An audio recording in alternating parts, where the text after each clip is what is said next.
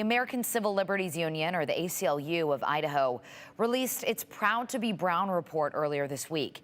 It's nearly 40 pages long and mainly focuses on dress codes within school districts in Canyon County.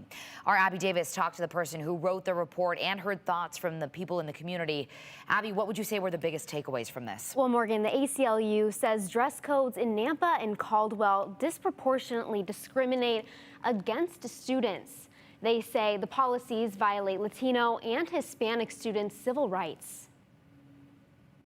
Two school districts in Canyon County. It's one of the largest populations of Latina students in the state. The focus of a new American Civil Liberties Union of Idaho report. Legal fellow Erica Rodarte started her research last fall. It was really in response to community concerns that the ACLU of Idaho had received for several years now, that Latina students were not receiving the same treatment. Discrimination, Rodarte says, partly stems from Nampa and Caldwell school districts' dress codes. Schools have these policies where they don't allow gang-related clothing in schools, but in practice, we see that the policy is not race neutral.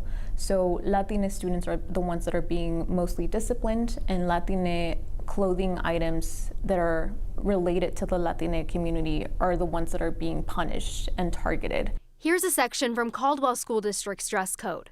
It says students cannot bring or wear anything affiliated with a gang to school. Board trustee Maricela Piscina says the code is pretty standard across Idaho. We aren't the only ones that have this language in our policies. Even so, Rodarte believes the code gives school employees too much power.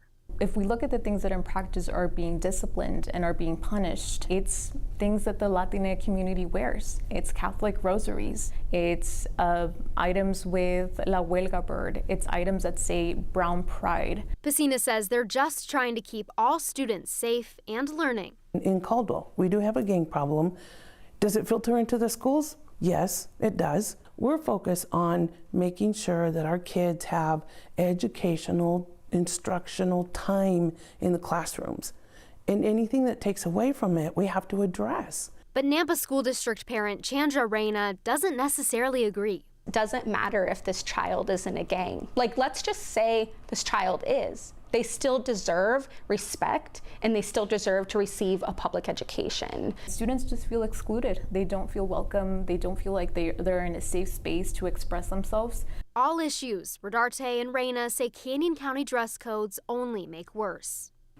Piscina agrees and disagrees with different parts of the report. She told me the school board is always willing to make changes if that's what's best for the students.